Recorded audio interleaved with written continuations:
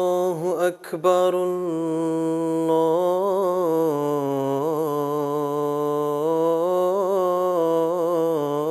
الله أكبر.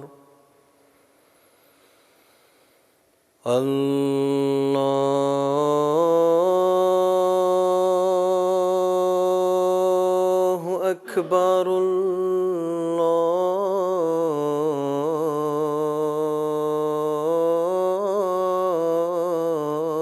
الله أكبر.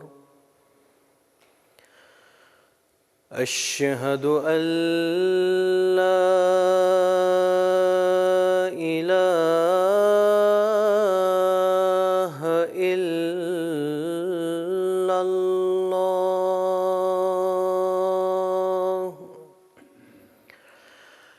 أشهد أن لا إله إلا الله.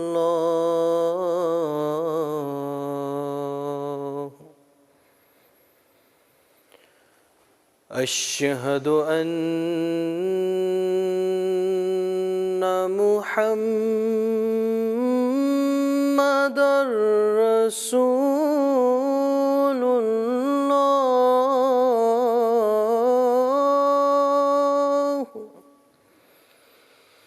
أشهد أن محمدًا رسول الله.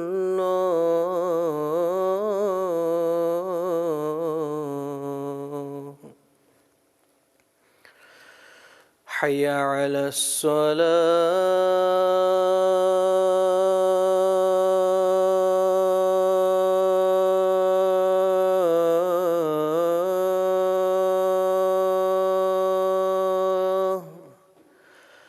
حي على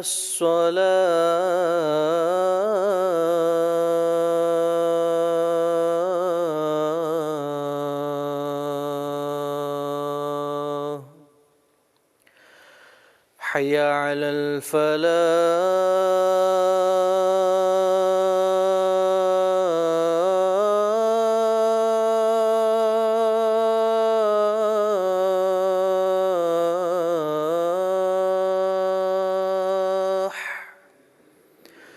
حي على الفلاح.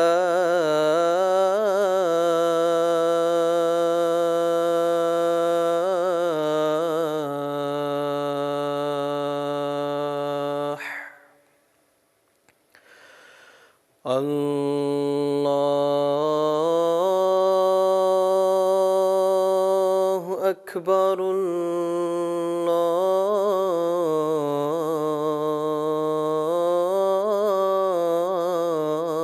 الله أكبر.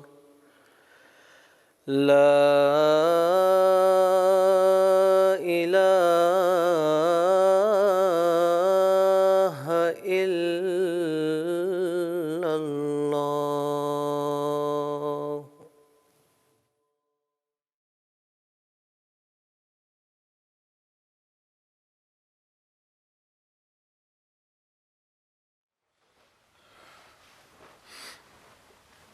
السلام علیکم ورحمۃ اللہ.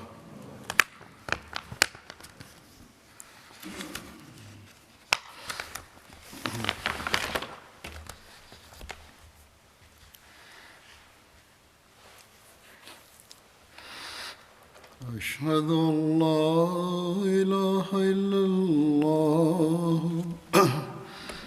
وحده لا شريك له وأشهد أن محمدًا عبده ورسوله. أما بعد فأعوذ بالله من الشيطان الرجيم. بسم الله الرحمن الرحيم. الحمد لله رب العالمين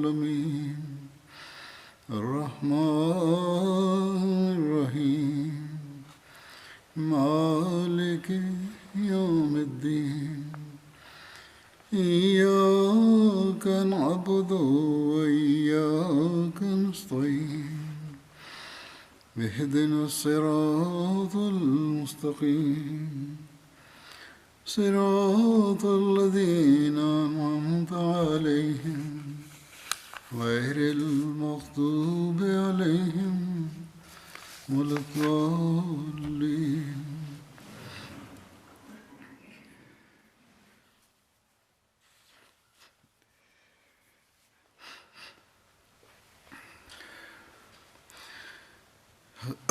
حضرت ابوبکر صدیق رضی اللہ عنہ کا ذکر ہو رہا تھا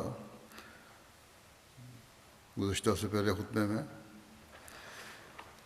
اس میں ذکر ہوا تھا سراقہ کا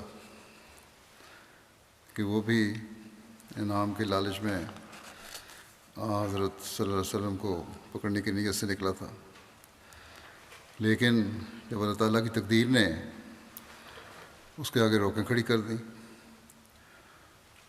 تو اس نے اس وقت حضرت صلی اللہ علیہ وسلم سے درخواست کی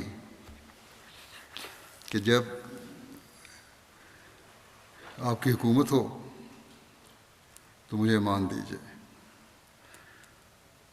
اور ایک تحریر لکھوائی. اس سے میں نے بعض روایت ہیں. ایک روایت کے مطابق اس کے واپس لوٹتے ہوئے نبی اکرم صلی اللہ علیہ وسلم نے اس کو مخاطب کرتے ہوئے فرمایا، سراقہ تیرا کیا حال ہوگا جب کسریٰ کے کنگن تیرے ہاتھ میں ہوں گے؟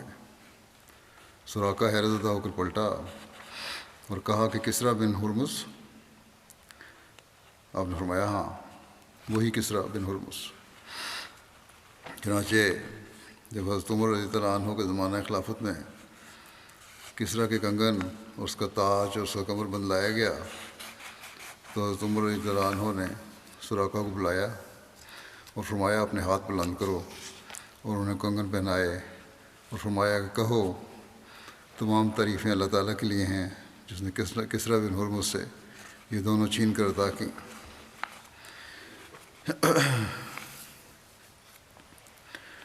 یہ بھی ذکر ملتا ہے کہ سفر ہجرت کے وقت نہیں بلکہ جب رسول اللہ صلی اللہ علیہ وسلم حنین اور طائف سے واپس تشریف لا رہے تھے تو سراقہ بن مالک نے جیرانہ کے مقام پر اسلام قبول کیا، اور جیرانہ مکہ اور طائف کے راستے پر مکہ کے قریب ایک کنویں کا نام ہے. آپ نے سراقہ سے فرمایا تمہارا اس وقت کیا حال ہوگا جب تم کسریٰ کے کنگن پہنو گے؟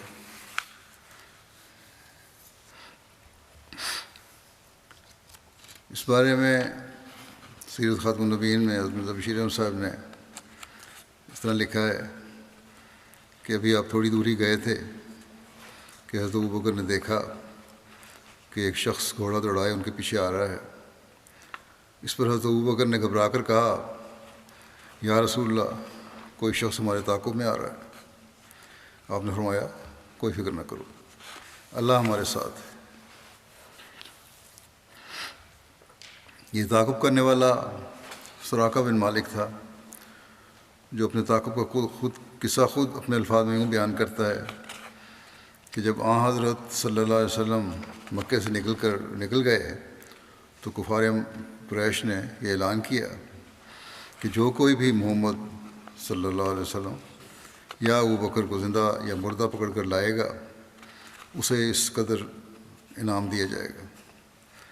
اور اس اعلان کی انہوں نے اپنے پیغام رسانوں کے ذریعے سے ہمیں اطلاع دی.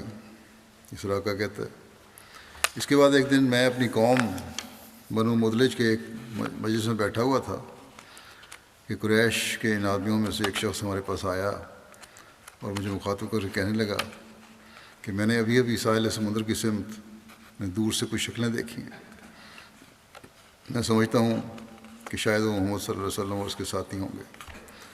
سراقہ کہتا ہے کہ میں فوراً سمجھ گیا کہ ضرور وہی ہوں گے. پھر اس مرزا بشیر احمد صاحب نے وہی تفصیل بیان کی ہے جو سراقہ کے تعاقب کے وقت اور فعال اس کے اس کے خلاف نکلنے اور اس کے گھوڑے کے دھنسنے کے بارے میں بیان ہو چکی ہے۔ بہرحال سراقہ کہتا ہے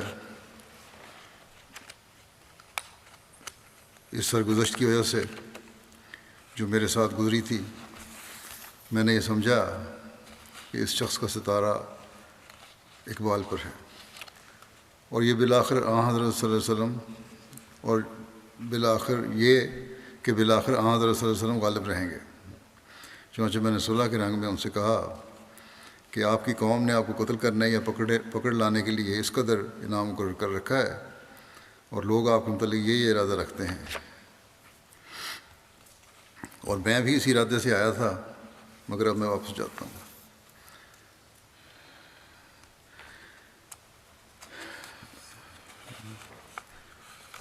اور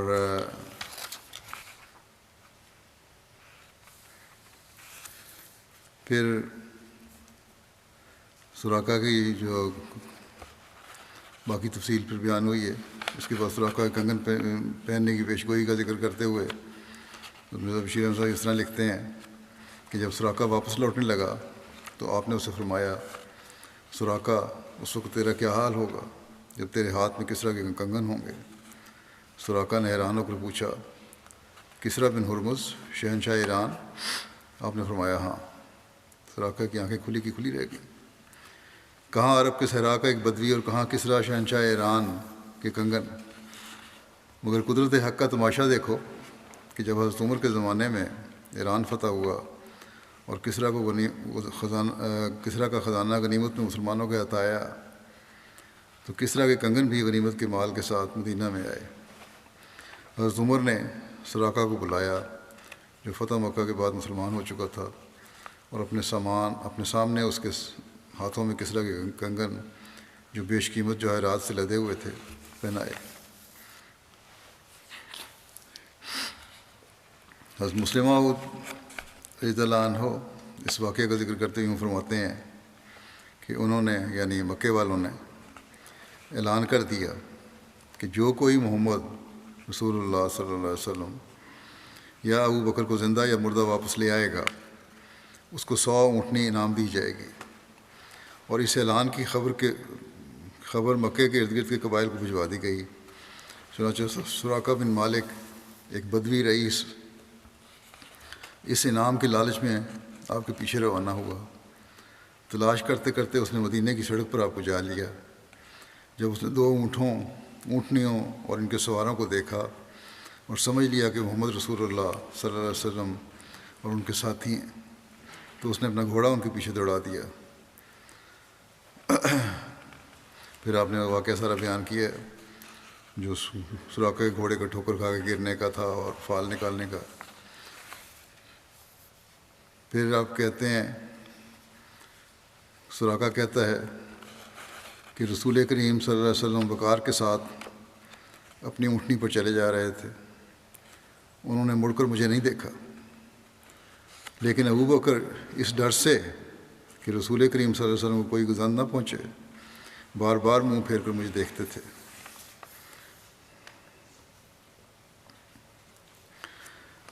اس تعاقب کے واقعہ کی تفصیل بیان کرنے کے بعد حضرت مسلم موعود لکھتے ہیں کہ جب سراقہ لوٹنے لگا تو مان اللہ تعالیٰ نے سراقہ کے آئندہ حالات آپ صلی اللہ علیہ وسلم پر غیب سے ظاہر فرما دیے، اور ان کے مطابق آپ نے اسے فرمایا، سراقہ اس وقت تیرا کیا حال ہوگا جب تیرے ہاتھوں میں کسریٰ کے کنگن ہوں گے؟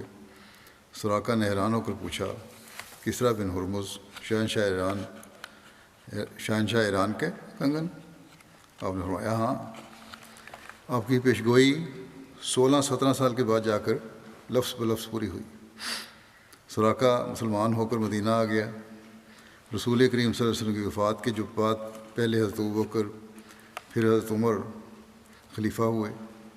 اسلام کی بڑھتی ہوئی شان کو دیکھ کر ایرانیوں نے مسلمانوں پر حملے شروع کر دیے اور بجائے اسلام کو کچلنے کے خود اسلام کے مقابلے میں کچلے گئے۔ کسریٰ کا دارالعمارہ اسلامی فوجوں کے گھوڑوں کی ٹاپوں سے پامال ہوا اور ایران کے خزانے مسلمانوں کے قبضے میں آئے۔ جو مال اس ایرانی حکومت کا اسلامی فوجوں کے قبضے میں آیا اس میں وہ کڑے بھی تھے، جو کسریٰ ایرانی دستور کے مطابق تخت پر بیٹھتے وقت پہنا کرتا تھا۔ سراقہ مسلمان ہونے کے بعد اپنے اس واقعے کو، جو رسول کریم صلی اللہ علیہ وسلم کی ہجرت کے وقت اسے پیش آیا، مسلمانوں کو نہایت فخر کے ساتھ سنایا کرتا تھا، اور مسلمان اس بات سے آگاہ تھے کہ رسول اللہ صلی اللہ علیہ وسلم نے اسے مخاطب کر کے فرمایا تھا کہ سراقہ اس وقت تیرا کیا حال ہوگا جب تیرے ہاتھ میں کسریٰ کے کنگن ہوں گے۔ حضرت عمر کے سامنے جب اموال غنیمت لا کر رکھے گئے اور ان میں انہوں نے کسریٰ کے کنگن دیکھے تو سب نقشہ آپ کی آنکھوں کے سامنے پھر گیا۔ وہ کمزوری اور ذوق کا وقت جب خدا کے رسول کو اپنا وطن چھوڑ کر مدینے آنا پڑا تھا، وہ سراقہ اور دوسرے آدمیوں کا آپ کے پیچھے اس لیے گھوڑے دوڑانا کہ آپ کو مار کر یہ زندہ کسی صورت میں بھی مکہ والوں تک پہنچا دیں تو وہ 100 اونٹنیوں کے مالک ہو جائیں گے، اور اس وقت آپ کا سراقہ سے کہنا، سراقہ اس وقت تیرا کیا حال ہوگا جب تیرے ہاتھوں میں کسریٰ کے کنگن ہوں گے، کتنی بڑی پیشگوئی تھی، کتنا مصفہ غیب تھا۔ حضرت عمر نے اپنے سامنے کسریٰ کے کنگن دیکھے تو خدا کی قدرت ان کی آنکھوں کے سامنے پھر گئی۔ انہوں نے کہا سراقہ کو بلاؤ۔ سراقہ بلائے گئے تو حضرت عمر رضی اللہ عنہ نے انہیں حکم دیا کہ کسریٰ کے کنگن اپنے ہاتھوں میں پہنیں۔ سراقہ نے کہا اے خدا کے رسول کے خلیفہ اے خدا کے رسول کے خلیفہ، سونا پہننا تو مسلمانوں کے لیے منع ہے۔ حضرت عمر نے فرمایا ہاں منع ہے، مگر ان موقعوں کے لیے نہیں۔ اللہ تعالیٰ نے محمد رسول اللہ صلی اللہ علیہ وسلم کو تمہارے ہاتھ میں سونے کے کنگن دکھائے تھے، یا تو تم یہ کنگن پہنو گے یا میں تمہیں سزا دوں گا۔ سراقہ کا اعتراض تو محض شریعت کے مسئلے کی وجہ سے تھا، ورنہ وہ خود بھی رسول اللہ صلی اللہ علیہ وسلم کی پیشگوئی کو پورا ہوتے دیکھنے کا خواہشمند تھا۔ سراقہ نے وہ کنگن اپنے ہاتھ میں پہن لیے اور مسلمانوں نے اس عظیم شان پیشگوئی کو پورا ہوتے ہوئے اپنی آنکھوں سے دیکھا۔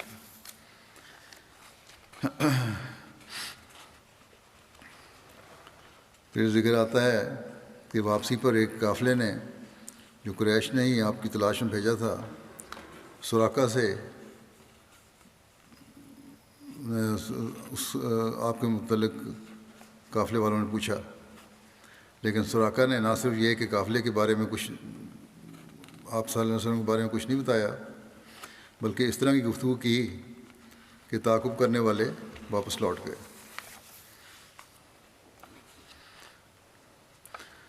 اس سفر ہجرت میں معبد کا ایک واقعہ ہے جس کا ذکر ملتا ہے۔ ہجرت کے سفر کے دوران ایک خیمے کے پاس سے گزرتے ہوئے زاد راہ کی طلب میں نبی کریم صلی اللہ علیہ وسلم کا یہ قافلہ رکا۔ یہ معبد کا خیمہ تھا۔ معبد کا نام عاتقہ بنت خالد تھا۔ ان کا تعلق خزاعہ کی شاخ بنو کعب سے تھا۔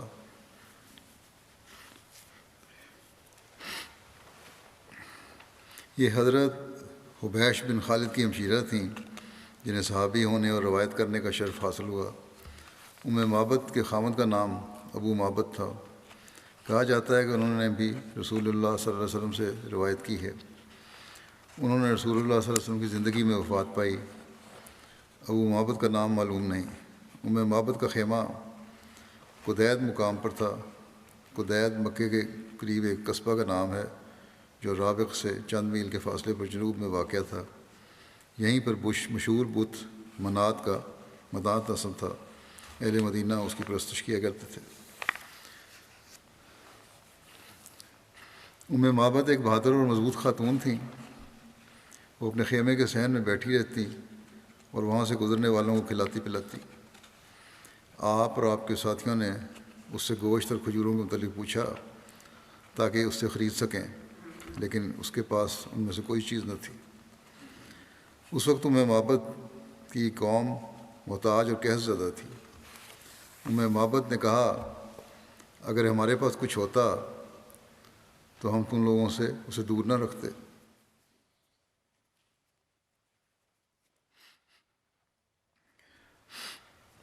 رسول اللہ صلی اللہ علیہ وسلم کو خیمے کے کونے میں بکری نظر آئی تو آپ نے پوچھا ہے ام معبد یہ بکری کیسی ہے؟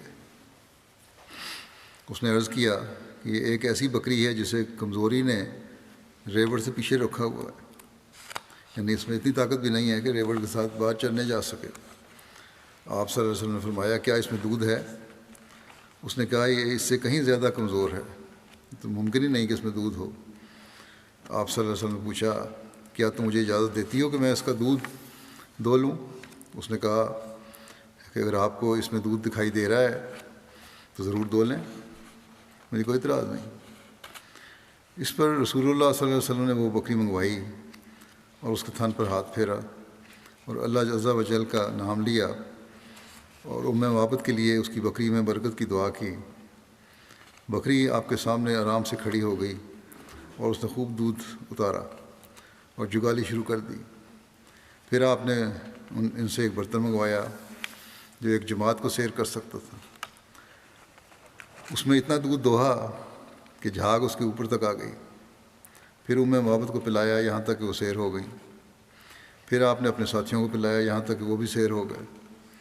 ان سب کے آخر میں آپ نے خود نوش کیا اور فرمایا قوم کو پلانے والا آخر میں پیتا ہے۔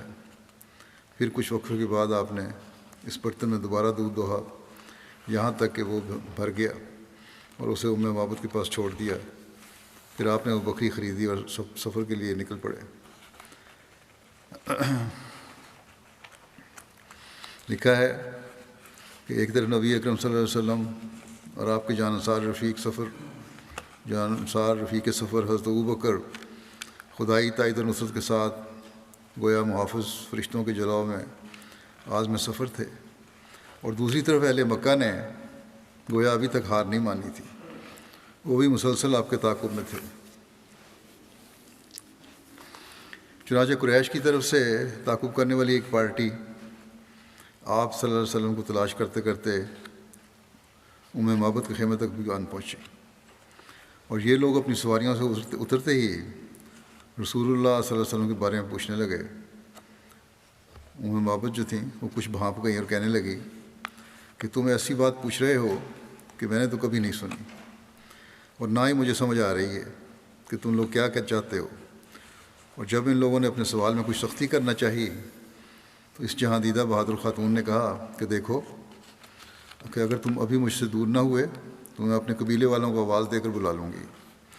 وہ اس خاتون کے مقام و مرتبہ کو جانتے تھے، لہذا عافیت اسی میں جانی کہ واپس لوٹ جائیں۔ رسول اللہ صلی اللہ علیہ وسلم ابھی راستے میں تھے کہ انہیں حضرت زبیر ملے جو مسلمانوں کے قافلے کے ساتھ شام سے تجارت کر کے واپس آ رہے تھے۔ حضرت زبیر نے رسول اللہ صلی اللہ علیہ وسلم اور حضرت ابوبکر کو سفید کپڑے پہنائے۔ اس ملاقات کا ذکر کرتے ہوئے حضرت مرزا بشیر احمد صاحب نے یوں لکھا ہے کہ راستہ میں زبیر بن العوام سے ملاقات ہو گئی جو شام سے تجارت کر کے مسلمانوں کے ایک چھوٹے سے قافلے کے ساتھ مکے کو واپس جا رہے تھے۔ زبیر نے ایک جوڑا سفید کپڑوں کا حضرت صلی اللہ علیہ وسلم کو اور ایک حضرت ابوبکر کی نظر کیا اور کہا میں بھی مکے سے ہو کر بہت جلد آپ سے مدینہ میں آ ملوں گا۔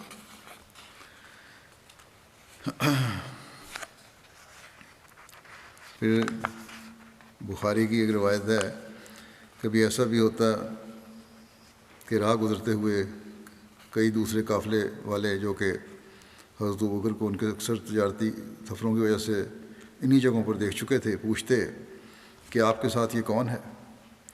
تو آپ کہہ دیتے کہ مجھے راستہ دکھانے والے ہیں، حاضر رجلو یہدینی السبیل، یہ شخص مجھے راستے کی طرف ہدایت دینے والا ہے۔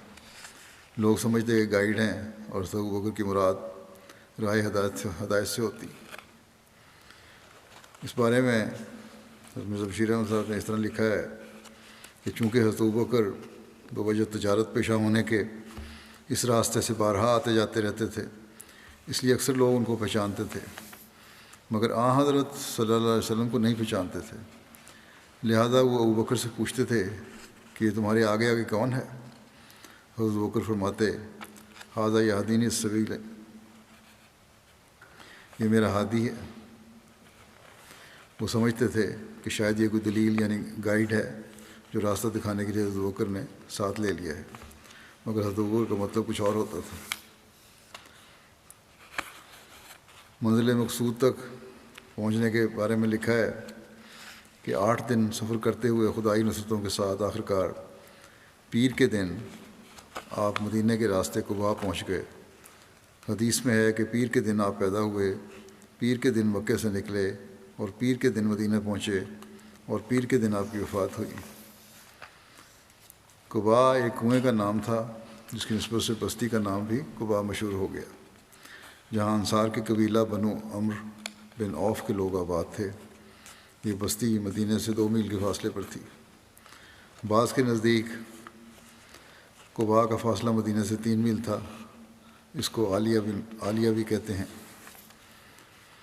مدینہ میں مسلمانوں نے رسول اللہ صلی اللہ علیہ وسلم کی مکے سے روانگی کا سن لیا تھا۔ وہ ہر صبح ہرہ تک جایا کرتے تھے اور آپ کا انتظار کرتے۔ مدینہ 2 ہروں کے درمیان ہے۔ ہرہ سیاہ پتھریلی زمین کو کہتے ہیں۔ مدینہ کے مشرقی جانب ہرہ واقع ہے جس کو ہرہ بنو قریظہ بھی کہتے ہیں، اور دوسرا ہرۃ الوبرا ہے جو مدینہ کے مغرب میں 3 میل کے فاصلے پر ہے۔ یہاں تک کہ دوپہر کی گرمی انہیں لوٹا دیتی، صبح جاتے انتظار کرتے اور دوپہر کو واپس آ جاتے۔ ایک دن وہ ان کو کافی دیر انتظار کے بعد لوٹے وہ لوگ مدینے والے۔ پھر جب وہ اپنے گھروں میں پہنچے تو ایک یہودی شخص اپنے قلعوں میں سے ایک قلعے پر کسی کام کے لیے چڑھا تاکہ اس کو دیکھے، تو اس نے رسول اللہ صلی اللہ علیہ وسلم اور آپ کے ساتھیوں کو دیکھ لیا جو سفید کپڑے پہنے ہوئے تھے۔ سراب ان سے ہٹ رہا تھا۔ یہودی اپنے آپ پر قابو نہ رکھ سکا اور اس نے اپنی بلند آواز سے کہا، اے عرب کے لوگوں، یہ تمہارے وہ سردار ہیں جن کا تم انتظار کر رہے ہو۔ تو مسلمان ہتھیاروں کی طرف لپکے اور ہرہ کے میدان میں رسول اللہ صلی اللہ علیہ وسلم سے جا ملے۔ آپ صلی اللہ علیہ وسلم ان سمیت دانی طرف بڑھے یہاں تک کہ آپ بنو عمرو بن عوف کے محلے میں ان کے ساتھ اترے، اور یہ سوموار کا دن تھا اور ربیع الاول کا مہینہ۔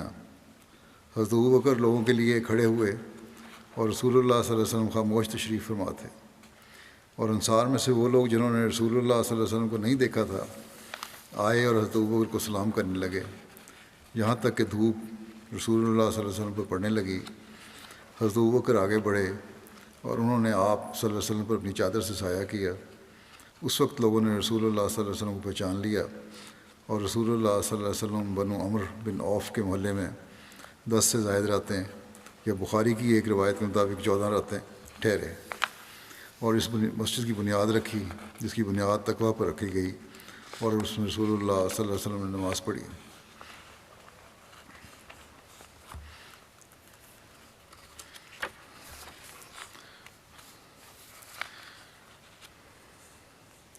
بخاری کی اس روایت کے مطابق رسول کریم صلی اللہ علیہ وسلم نے 10 سے زائد راتیں قباء میں قیام فرمایا۔ ایک روایت کے مطابق رسول کریم صلی اللہ علیہ وسلم نے بنو عمرو بن عوف یعنی قباء میں سوموار، منگل، بدھ اور جمعرات 4 دن قیام فرمایا اور جمعے کو مدینہ کی طرف نکلے۔ ایک اور روایت میں ذکر ہے کہ آپ نے 22 راتیں قیام فرمایا۔ حضرت مسلم موعود رسول کریم صلی اللہ علیہ وسلم کی قباء میں آمد کا ذکر کرتے ہوئے فرماتے ہیں کہ سراقہ کو رخصت کرنے کے بعد چند منزلیں طے کر کے رسول کریم صلی اللہ علیہ وسلم مدینہ پہنچ گئے۔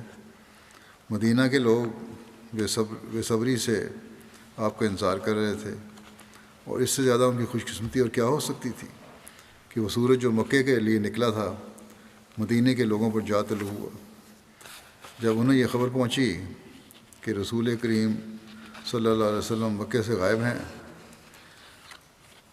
یعنی مدینے والوں کو، تو اسی دن سے آپ کا انتظار کر رہے تھے۔ ان کا وفد روزانہ مدینے سے باہر کئی میل تک آپ کی تلاش کے لیے نکلتے تھے اور شام کو مایوس ہو کر واپس آ جاتے تھے۔ جب آپ مدینے کے پاس پہنچے تو آپ نے فیصلہ کیا کہ پہلے آپ قباء میں جو مدینے کے پاس ایک گاؤں تھا ٹھہریں۔ ایک یہودی نے آپ کی اونٹنیوں کو آتے دیکھا تو سمجھ گیا کہ یہ قافلہ محمد رسول اللہ صلی اللہ علیہ وسلم کا ہے۔ وہ ایک ٹیلے پر چڑھ گیا اور اس نے آواز دی، اے کیلا کی اولاد۔ کیلا مدینے والوں کی ایک دادی تھی، اس کو کیلا کی اولاد کے نام سے ہی پکارا جاتا تھا وہاں کے لوگوں کو۔ تم جس کے انتظار میں تھے آ گیا ہے۔ اس آواز کے پہنچتے ہی مدینے کا ہر شخص قباء کی طرف دوڑ پڑا۔ قباء کے باشندے اس خیال سے کہ خدا کا نبی ان میں ٹھہرنے کے لیے آیا ہے خوشی سے پھولے نہ سماتے تھے۔ اس موقع پر ایک ایسی بات ہوئی جو رسول اللہ صلی اللہ علیہ وسلم کی سادگی کے کمال پر دلالت کرتی تھی۔ مدینے کے اکثر لوگ آپ کی شکل سے واقف نہیں تھے۔ جب قباء سے باہر ایک درخت کے نیچے آپ بیٹھے ہوئے تھے اور لوگ بھاگتے ہوئے مدینے سے آپ کی طرف آ رہے تھے تو چونکہ رسول اللہ صلی اللہ علیہ وسلم بہت زیادہ سادگی سے بیٹھے ہوئے تھے، ان میں سے ناواقف لوگ حضرت ابوبکر کو دیکھ کر، جو عمر میں گو چھوٹے تھے مگر ان کی داڑھی میں کچھ سفید بال آئے ہوئے تھے، اور اسی طرح ان کا لباس رسول اللہ صلی اللہ علیہ وسلم سے کچھ بہتر تھا، یہی سمجھتے تھے کہ ابوبکر رسول اللہ صلی اللہ علیہ وسلم ہیں، اور بڑے ادب سے آپ کی طرف منہ کر کے بیٹھ جاتے تھے۔ حضرت ابوبکر نے جب یہ بات دیکھی تو سمجھ لیا کہ لوگوں کو غلطی لگ رہی ہے۔ وہ جھٹ چادر پھیلا کر سورج کے سامنے کھڑے ہو گئے اور کہا، یا رسول اللہ، آپ پر دھوپ پڑ رہی ہے، میں آپ پر سایہ کرتا ہوں، اور اس لطیف طریق سے انہوں نے لوگوں پر ان کی غلطی کو ظاہر کر دیا۔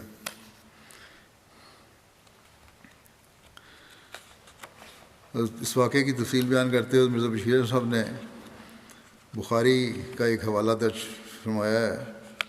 وہ فرماتے ہوئے کہتے ہیں کہ بخاری میں براء بن عازب کی روایت ہے کہ جو خوشی انصار کو آن حضرت صلی اللہ علیہ وسلم کے مدینہ تشریف لانے کے وقت پہنچی تھی، ویسے خوشی کی حالت میں نے انہیں کبھی کسی اور موقع پر نہیں دیکھا۔ ترمذی اور ابن ماجہ نے انس بن مالک سے روایت کی ہے کہ جب آن حضرت صلی اللہ علیہ وسلم تشریف لائے تو آپ نے یوں محسوس کیا کہ ہمارے لیے مدینہ روشن ہو گیا، اور جب آپ فوت ہوئے تو اس دن سے زیادہ تاریخ ہمیں مدینہ کا شہر کبھی نظر نہیں آیا۔ استقبال کرنے والوں کی ملاقات کے بعد آن حضرت صلی اللہ علیہ وسلم کسی خیال کے متحد جس کا ذکر تاریخ میں نہیں آیا سیدھے شہر کے اندر داخل نہیں ہوئے، بلکہ دائیں طرف ہٹ کر مدینہ کی بالائی آبادی میں جو اصل شہر سے 2-2.5 میل کے فاصلے پر تھا اور جس کا نام قباء تھا تشریف لے گئے۔ اس جگہ انصار کے بعض خاندان آباد تھے جن میں زیادہ ممتاز عمر بن عوف کا خاندان تھا، اور اس زمانے میں اس خاندان کے رئیس کلثوم بن الہدم نے قباء کے ہدم تھے۔ قباء کے انصار نے آپ کا نہایت پرتپاک استقبال کیا اور آپ کلثوم بن الہدم کے مکان پر فروکش ہو گئے۔ وہ مہاجرین جو آپ سے پہلے مدینہ پہنچ گئے ہوئے تھے وہ بھی اس وقت تک زیادہ تر قباء میں کلثوم بن الہدم اور دوسرے معززین انصار کے پاس مقیم تھے، اور شاید یہی وجہ تھی کہ آپ صلی اللہ علیہ وسلم نے سب سے پہلے قباء میں قیام کرنا پسند فرمایا۔ ایک آن کی آن میں سارے مدینے میں آپ کی آمد کی خبر پھیل گئی اور تمام مسلمان جوش مسرت میں بےتاب ہو کر جوق تر جوق آپ کی فرودگاہ پر جمع ہونا شروع ہو گئے۔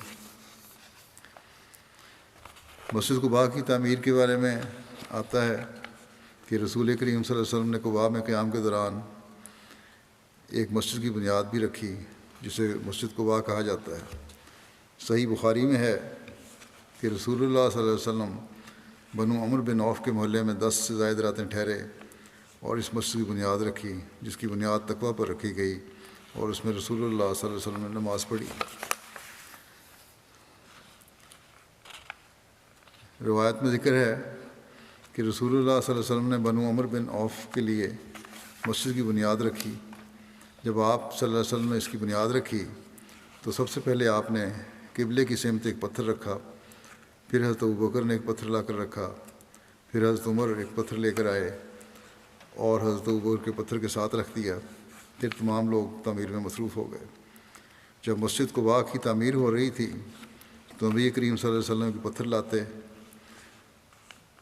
جسے آپ نے اپنے پیٹ کے ساتھ لگایا ہوا ہوتا، بڑا بھاری پتھر ہوتا، پھر آپ اس پتھر کو رکھتے۔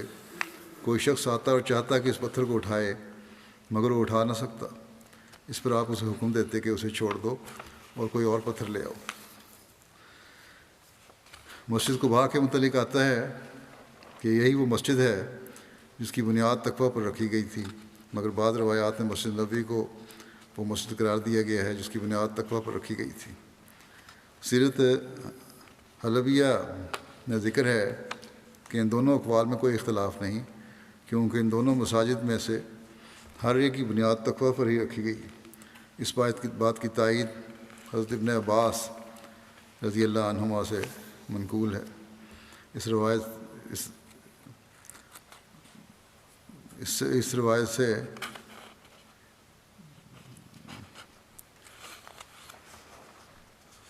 روایت کے مطابق ان کی رائے تھی کہ مدینہ کی تمام مساجد جس میں قباء کی مسجد بھی شامل ہے اس کی بنیاد تقویٰ پر ہی رکھی گئی ہے، لیکن جس کے متعلق آیت نازل ہوئی تھی وہ مسجد قباء ہی ہے۔ 10 دن یا 14 دن قیام کے بعد جمعہ کے دن نبی کریم صلی اللہ علیہ وسلم قباء سے مدینہ کے لیے روانہ ہوئے۔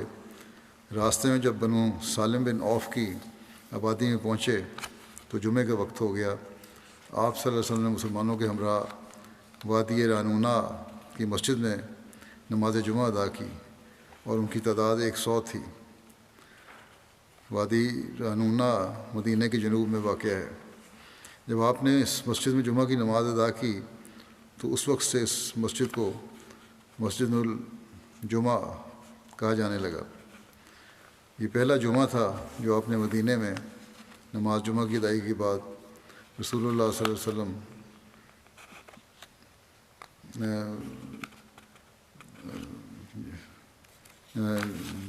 مدینہ میں پڑھا تھا۔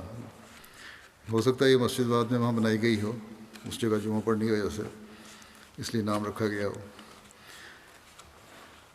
پھر ذکر آتا ہے کہ نماز جمعہ کی ادائیگی کے بعد رسول اللہ صلی اللہ علیہ وسلم اپنی اونٹنی پر سوار ہو کر مدینہ کی طرف روانہ ہوئے۔ اس وقت آپ نے حضرت ابو بکر کو پیچھے بٹھایا ہوا تھا۔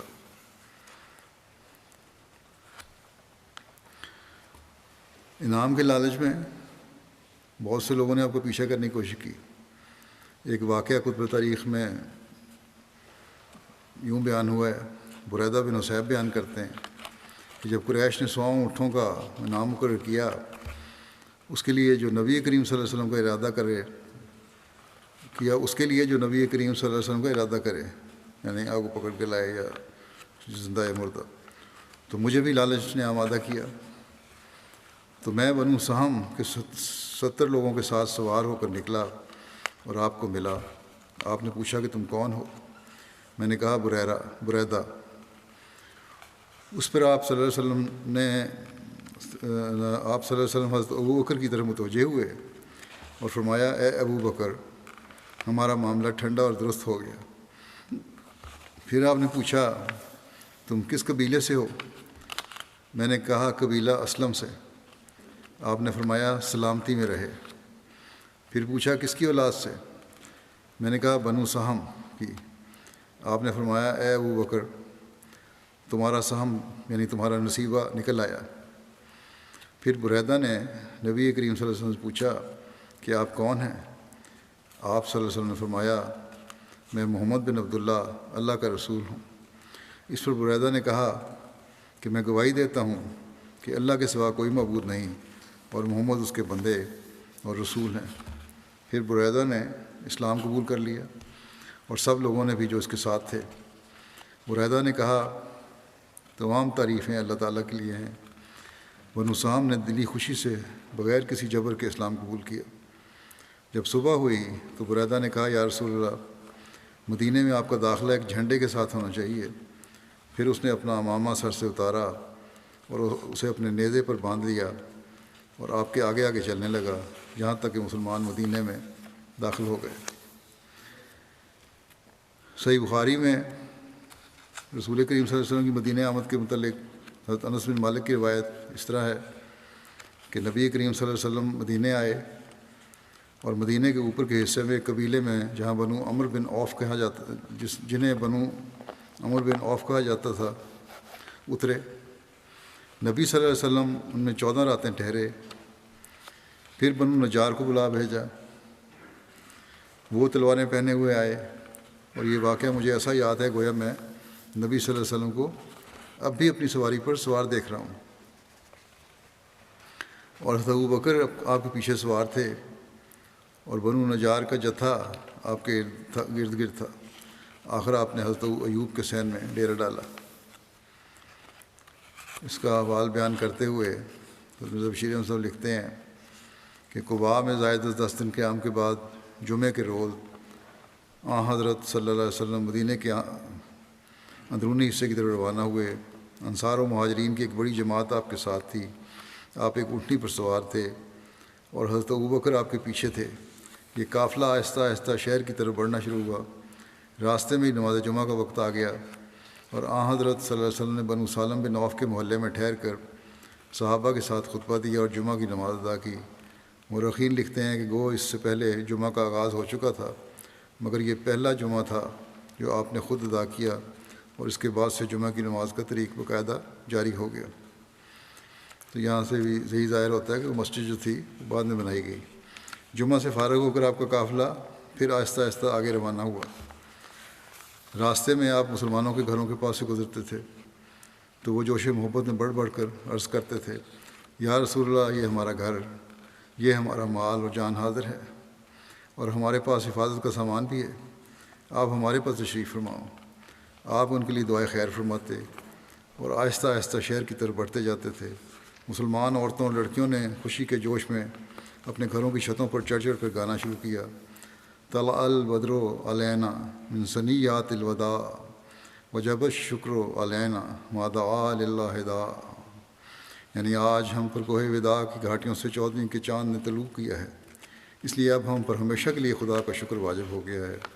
مسلمانوں کے بچے مدینے کی گلی کوچوں میں گاتے پھرتے تھے کہ محمد صلی اللہ علیہ وسلم آ گئے، خدا کے رسول آ گئے، اور مدینے کے حبشی غلام آپ کی تشریف آوری کی خوشی میں تلوار کے کرتب دکھاتے پھرتے تھے۔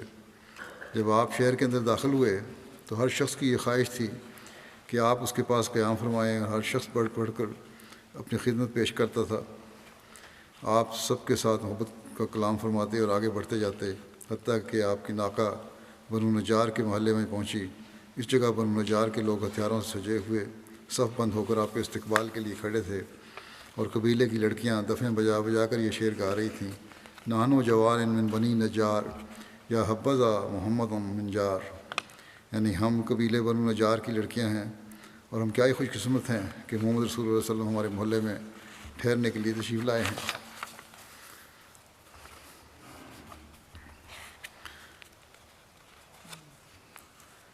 حضرت صلی اللہ علیہ وسلم کے اپنے اور حضرت ابوبکر کے اہل و عیال کو مدینہ بلانے کے واقعے کا ذکر کرتے ہوئے مسلم موعود فرماتے ہیں کہ کچھ عرصے کے بعد آپ نے اپنے آزاد کردہ غلام یعنی مدینہ نے کچھ عرصے بعد زید کو مکے میں بھجوایا کہ وہ آپ کے اہل و عیال کو لے آئے۔ چونکہ مکے والے اس اچانک ہجرت کی وجہ سے کچھ گھبرا گئے تھے، اس لیے کچھ عرصے تک مظالم کا سلسلہ بند رہا، اور اسی گھبراہٹ کی وجہ سے وہ رسول کریم صلی اللہ علیہ وسلم اور حضرت ابوبکر کے خاندان کے مکہ چھوڑنے میں مزاحم نہیں ہوئے، اور یہ لوگ خیریت سے مدینہ پہنچ گئے۔ اس عرصے میں جو زمین رسول اللہ صلی اللہ علیہ وسلم نے خریدی تھی، سب سے پہلے وہاں آپ نے مسجد کی بنیاد رکھی، اس کے بعد اپنے لیے اور اپنے ساتھیوں کے لیے مکان بنوائے۔ مدینہ ہجرت کے بعد حضرت ابوبکر صدیق سنا میں حضرت خبیب بن اصاف کے ہاں ٹھہرے۔ سنا مدینہ کے مضافات میں ایک جگہ ہے جو مسجد نبوی سے تقریباً 2 میل کے فاصلے پر تھی۔ حضرت خبیب کا تعلق بنو حارث بن خزرج سے تھا۔ ایک قول کے مطابق حضرت ابوبکر کی رہائش حضرت خارجہ بن زید کے ہاں تھی۔ بعض روایت کے مطابق حضرت ابوبکر نے سنا میں ہی اپنا مکان اور کپڑا بنانے کا کارخانہ بنا لیا تھا، اس سے کاروبار کیا۔ انشاءاللہ یہ ذکر آئندہ یہ ہوگا۔ اس وقت میں کچھ مرحومین کا ذکر کرنا چاہتا ہوں، جن میں سے پہلا ذکر ہے چودھری اصغر علی کلار صاحب مرحوم، جو اسیر رائے مولا تھے۔ محمد شریف صاحب کلار بہاولپور کے بیٹے تھے۔ یہ 10 جنوری کو حالت اسیری میں بیمار ہوئے، وہیں ان کی وفات ہو گئی ہے اسپتال میں۔ انا للہ و انا الیہ راجعون۔ اس لحاظ سے یہ شہیدوں میں شمار ہوں گے۔ تفصیلات کے مطابق مرحوم کے خلاف 24 ستمبر 2021 کو پولیس اسٹیشن بغداد الجدید بہاولپور میں دفعہ C 295 توہین رسالت نعوذ باللہ، توہین رسالت کا الزام تو فوراً لگا دیتے ہیں احمدیوں پہ، اس کے تحت مقدمہ درج ہوا اور 26 ستمبر کو گرفتاری عمل میں آئی۔ گرفتاری کے بعد مرحوم بہاولپور جیل میں تھے۔ جیل میں خون کی الٹیاں آنے پر اور طبیعت خراب ہونے پر مرحوم کو 4 جنوری 2022 کو بہاولپور کے ہسپتال میں منتقل کیا گیا، جہاں علاج جاری تھا کہ 10 جنوری کو صبح فجر سے قبل ان کی وہاں وفات ہو گئی، اسیری کی حالت میں ہی۔ انا للہ و انا الیہ راجعون۔ وفات کے وقت مرحوم کی عمر 70 سال تھی۔ مرحوم کی درخواست ضمانت پر ضمانت عدالت میں زیر سماعت تھی اور 8 جنوری کو ضمانت کی تاریخ تھی، مگر پولیس ریکارڈ لے کر نہ آئی، جس پر جج نے 11 جنوری تاریخ دے دی، لیکن فیصلے سے قبل ہی مرحوم مالک حقیقی کے حضور حاضر ہو گئے۔ مرحوم 3 ماہ 15 دن اسیر رائے مولا رہے۔ مرحوم نے 1971 میں اوائل عمری میں میٹرک کے بعد خود ہی بیعت کر کے احمدیت میں شمولیت اختیار کی تھی۔ اپنے خاندان میں اکیلے احمدی تھے۔ احمدیت میں شمولیت کے بعد مخالفانہ حالات کا سامنا رہا، اس کے باوجود ثابت قدم رہے۔ FC کالج سے انہوں نے MSc میتھس کی ڈگری حاصل کی۔ دوران تعلیم قبولی احمدیت کی بنا پر والدین نے ان کی مالی معاونت بند کر دی اور شرط رکھی کہ احمدیت چھوڑنے کی صورت میں ہی آئندہ تعلیمی اخراجات ادا کیے جائیں گے۔ اس کے باوجود مرحوم ثابت قدم رہے اور بچوں کو ٹیوشن پڑھا کر اپنے تعلیمی اخراجات پورے کرتے رہے۔ تاہم مرحوم کے والد صاحب نے مرحوم کی ثابت قدمی اور تقویٰ سے متاثر ہو کر بعد میں مخالفت ترک کر دی، اور اسی خدشے کے پیش نظر کہ کہیں احمدی بیٹا غیر احمدی والد کی جائیداد سے محروم نہ کر دیا جائے، اپنی زندگی میں ہی ان کے نام ان کا حصہ منتقل کر دیا تھا۔ یہ نیکی کی ان کے والدین کے ساتھ۔ مرحوم بفضل تعالیٰ 1/8 حصہ کے موسی تھے۔ مالی تحریکات میں بڑھ چڑھ کر حصہ لینے والے تھے۔ نئے سال کے اعلان کے ساتھ ہی 100% ادائیگی کر دیا کرتے تھے۔ خلافت احمدیہ سے والہانہ عشق تھا۔ واقفین زندگی اور مرکزی مہمانان کی عزت اور مہمان نوازی کا وصف نمایاں تھا۔ جماعتی دورہ جات میں اپنی گاڑی ہمیشہ پیش کرتے تھے۔ دعوت اللہ کا بہت شوق تھا۔ باہمت نڈر دائی اللہ تھے۔ اللہ تعالیٰ نے کئی سعید روحوں کو مرحوم کے توسط سے بیعت کر کے احمدیت میں شمولیت کی توفیق بخشی۔ 100 مصلحات کے علاوہ نماز تہجد کے پابند تھے۔ غریب پروری اور خدمت خلق کرنے والے نافع ناس وجود تھے۔ خاندان کے ہر فرد کی باوجود مخالفت کے مالی اور اخلاقی خدمت کی توفیق پائی۔ مرحوم کو شہادت کی بڑی خواہش تھی، جو اس طرح اللہ تعالیٰ نے پوری کر دی۔ مرحوم کی اہلیہ محترمہ نے بیان کیا کہ جیل میں ملاقات کے دوران مرحوم نے ذکر کیا کہ اللہ تعالیٰ کی طرف سے انہیں 3 مرتبہ سلام کا پیغام ملا ہے، اور دوسری خواب میں یہ بیان کیا کہ میں نے جیل سے اپنی میت نکلتے دیکھی ہے۔ مرحوم کو بحیثیت ناظم انصار اللہ، زعیم اعلیٰ بہاولپور شہر، سیکرٹری دعوت اللہ، سیکرٹری وقف دید، سیکرٹری اصلاح و ارشاد ضلع خدمت کی توفیق ملی۔ وفات کے وقت ضلعی قاضی بھی تھے۔ مرحوم نے اپنے بسمانگان نے اپنی اہلیہ کے علاوہ 2 بیٹے اور 1 بیٹی چھوڑے ہیں۔ بیٹے ان کے ایک باہر ہی ہیں ملک سے، اور بیٹی بھی کینیڈا میں ہے۔ اللہ تعالیٰ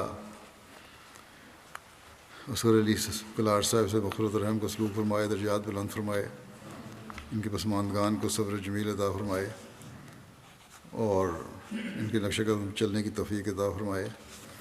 دعا کریں باقی اسیران کے بارے میں بھی، اللہ تعالیٰ ان کی رہائی کے سامان پیدا فرمائے۔ دوسرا ذکر ہے مرزا ممتاز احمد صاحب، جو کارکن تھے وکالت اولیاء ربا کے، 85 سال کی عمر میں ان کی وفات ہوئی ہے۔ انا للہ و انا الیہ راجعون۔ اللہ کے فضل سے موسی تھے۔ ان کے خاندان میں احمدیت کا نفوذ ان کے والد کیپٹن ڈاکٹر شیر محمد علی صاحب کے ذریعے ہوا، جنہوں نے 1923 میں بیعت کی تھی۔ مرزا ممتاز صاحب نے اپریل 1964 میں دفتر امانت تاریخ جدید میں بطور مقرر خدمت شروع کی اور تا دم آخر 58 سال تک اس خدمت کی توفیق پائی۔ ان کی شادی کرم چودھری مظفر الدین بنگالی صاحب کی بیٹی سے ہوئی، ماجدہ بیگم سے۔ ان سے اللہ تعالیٰ نے آپ کو 2 بیٹوں اور 1 بیٹی سے نوازا۔ ان کے نواسے خالد منصور لکھتے ہیں کہ نانا ہمیں ہمیشہ جماعت کے ساتھ وابستہ رہنے کی تلقین کرتے تھے، ہمیشہ نماز با جماعت کی اہمیت بتاتے اور تلقین کرتے۔ کہتے ہیں میرے والد صاحب کی وفات کے بعد نانا نے مجھے ان کی کمی محسوس نہیں ہونے دی، ہمیشہ ان کو اپنا دوست پایا، ہمیشہ جماعت کے کاموں میں مصروف دیکھا۔ ایک مثالی دوست، باپ اور جماعت کے ایک مثالی کارکن تھے، ہر ایک سے محبت، پیار اور شفقت کا سلوک کرتے تھے، وقت کی پابندی کی بہت کرتے تھے اور اس کی اہمیت بتاتے تھے۔ ان کے ساتھ کام کرنے والے ایک کارکن ہیں سعید ناصر صاحب، کہتے ہیں کہ بڑا لمبا عرصہ مجھے ان کے ساتھ کام کرنے کا موقع ملا، بڑی صفائی سے کام کیا کرتے تھے اور اپنا کام مکمل کرنے کے بعد اپنے ساتھیوں کے کام میں بھی ان کی مدد کیا کرتے تھے۔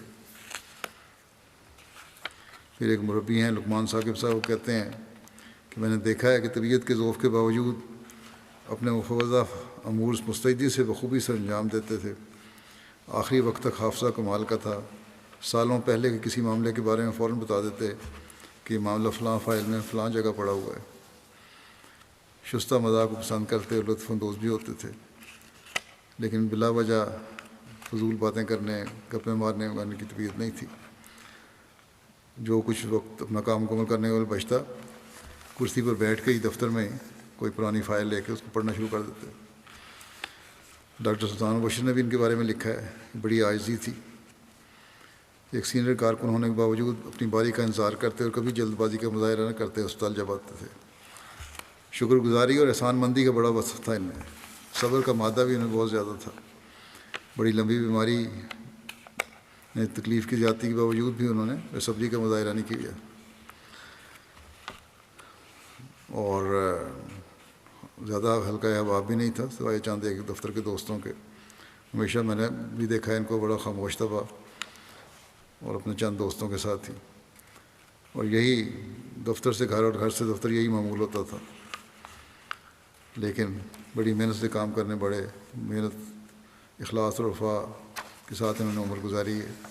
اللہ تعالیٰ مغفرت و رحم کو سلوک فرمائے، ان سے ان کی اولاد کو بھی ان کی نیکیاں جاری رکھنے کی توفیق عطا فرمائے۔ اگلا ذکر ہے کرنل ریٹائرڈ ڈاکٹر عبدالخالق صاحب، جو سابق ایڈمنسٹریٹر تھے فضل عمر اسپتال کے۔ 97 سال کی عمر میں ان کی وفات ہوئی ہے گزشتہ دنوں۔ انا للہ و انا الیہ راجعون۔ اللہ تعالیٰ کے فضل سے موسی تھے۔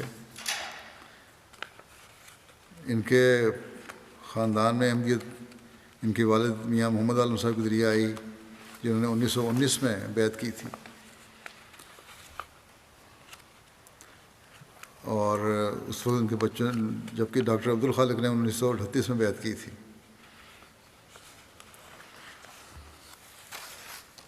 اپنی بیعت کی تفصیل بتاتے ہوئے کہتے ہیں کہ ہمارے ابا جان الفضل منگواتے تھے، اس کے مطالعہ سے احمدیت کی طرف توجہ ہوئی، اور 1938 میں ہم 3 بہن بھائیوں نے بیعت کر لی۔ حضرت والدہ صوم و صلات کی پابند تھیں، ہماری بیعت کر لینے کے بعد کچھ عرصے بعد انہوں نے بھی بیعت کر لی۔ کہتے ہیں 1939 کے جلسے، جو جوبلی کا جلسہ تھا، میں پہلی بار قادیان گیا اور بعد میں پھر اکثر جلسے پر جانے کا موقع ملتا رہا۔ ان کی اہلیہ کی 1987 میں وفات ہو گئی تھی، کہ 2 بیٹے اور 2 بیٹیاں ہیں۔ ایک بیٹے ان کے ڈاکٹر عبدالباری امیر جماعت احمدیہ اسلام آباد ہیں،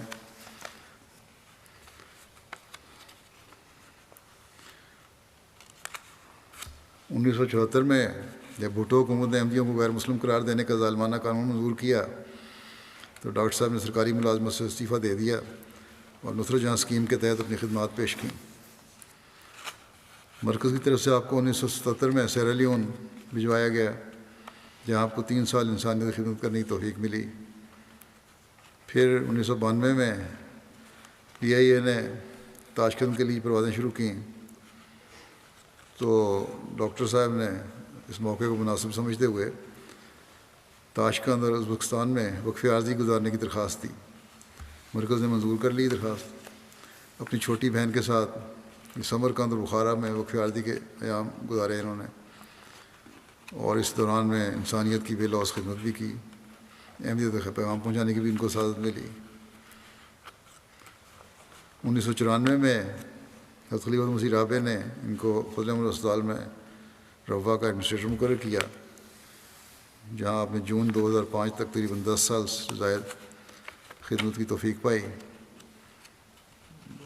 آپ کے دور میں فضل احمد اسپتال میں تعمیر و توسیع کے کئی منصوبے مکمل ہوئے۔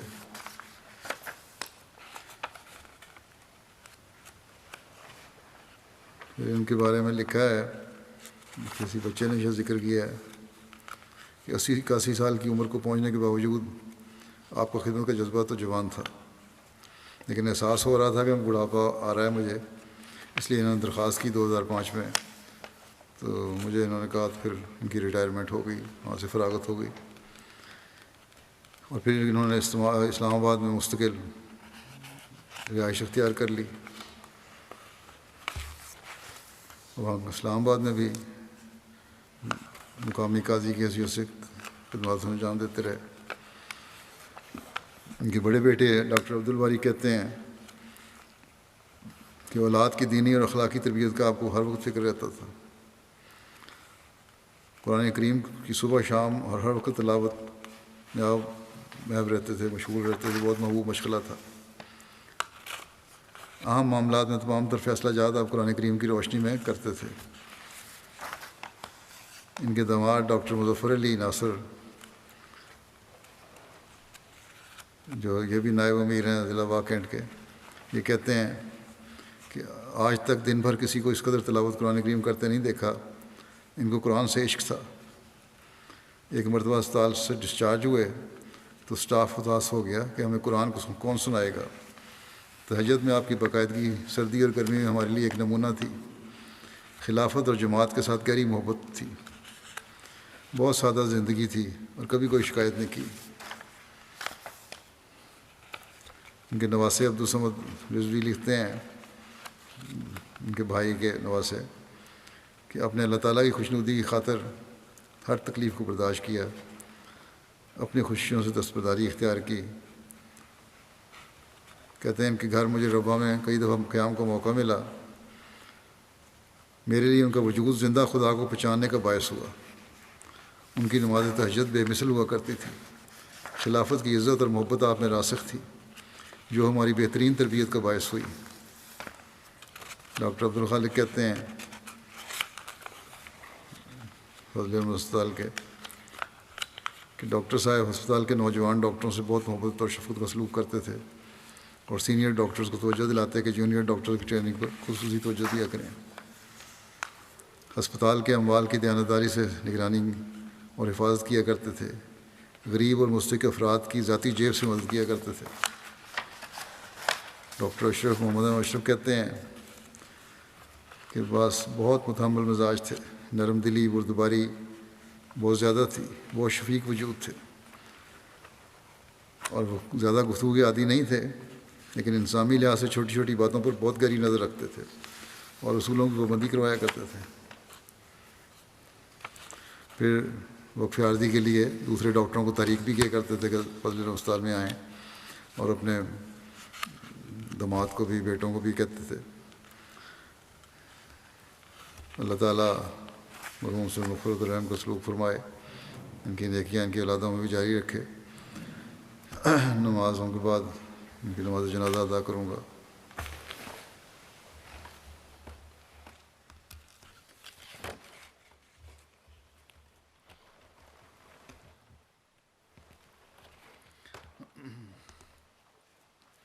الحمد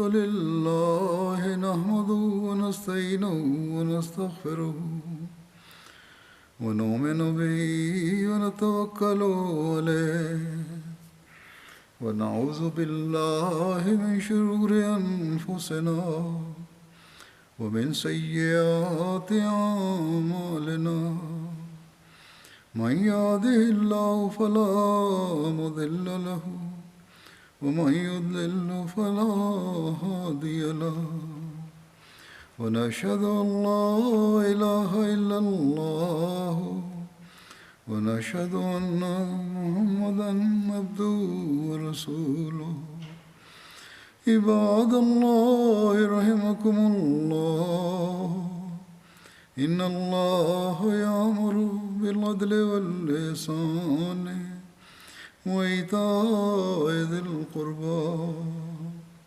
وينهى عن الفحشاء والمنكر والبغي يعظكم لعلكم تذكرون اذكروا الله يذكركم وادعوه يستجب لكم ولذكر الله أكبر